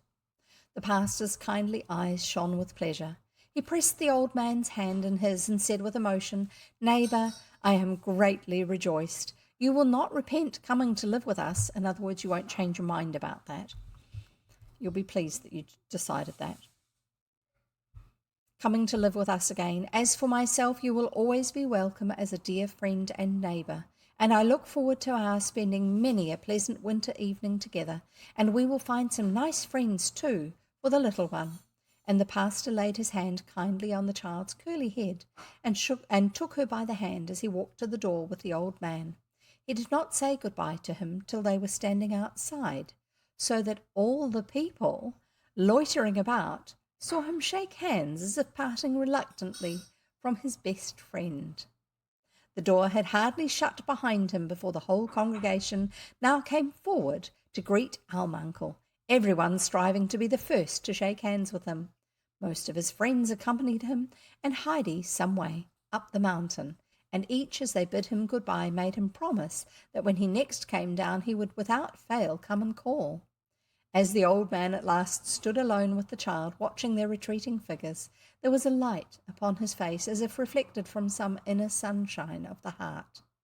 Heidi, looking up at him with her clear, steady eyes, said, "Grandfather, you look nicer and nicer today. I never saw you quite like that before." "Do you think so?" he answered with a smile. "Well, yes, Heidi, I am happier today than I deserve, happier than I thought possible. It is good to be at peace with God and man. God was good to me when he sent you to my hut." When they reached Peter's home, the grandfather opened the door and walked straight in. "Good morning, grandmother," he said. "I think we shall have to do some more patching up before the autumn winds come." "Well, if it's not, uncle," cried the grandmother with pleased surprise, "that I should live to see such a thing. And now I can thank you for all that you have done for me. May God reward you. May God reward you." She stretched out a trembling hand to him, and the grandfather shook it warmly. At this moment Peter rushed in, evidently in a great hurry, knocking his head violently against the door in his haste, so that everything in the room rattled. Gasping and breathless, he stood still after this and held out a letter. This was another great event, for such a thing had never happened before. The letter was addressed to Heidi and had been delivered at the post office in Dorfley. They all sat down round the table to hear what was in it, for Heidi opened it at once and read it without hesitation. The letter was from Clara, who wrote that the house had been so dull since Heidi left that she did not know what to do, and she had at last persuaded her father to take her to the baths at Regatz in the coming autumn. I'm not too sure. That may be a real place. It's probably not the name it still has now. It might have the same name but in another language. Look it up, Ragatz, Regatz, in the coming autumn. Grandmamma had arranged to join them there, and they both were looking forward to paying her and her grandfather a visit. And Grandmamma sent a further message to Heidi, which was that the latter had done quite right to take the rolls to the grandmother, and so that she might not have to eat them dry, she was sending some coffee, which was already on its way, and Grandmamma hoped when she came to the Alm in the autumn that Heidi would take her to see her old friend. There was an exclamation of pleasure and astonishment on hearing this news, and the afternoon soon passed in discussing plans for the coming visit. Then the old man and Heidi started back up the mountain, promising the grandmother that they would come again next day. As they had been greeted with the bells when they made their journey down in the morning, so now they were accompanied by the peaceful evening chimes as they climbed to the hut, which had quite a Sunday-like appearance as it stood bathed in the light of the low evening sun. And that's the end of that chapter and today's reading. Next time we will be having a chapter 15, called A Great Disappointment. Ooh, I wonder what that's about. Oh dear. Oh, so many things happened. Wow. Goodness me. I'm just going to give you my YouTube link and my Discord link. Yes, my keyboard makes a lot of noise. I'm sorry about that. You'll have to put up with it.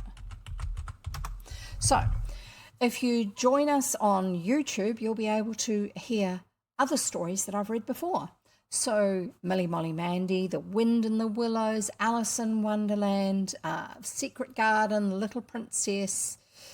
There's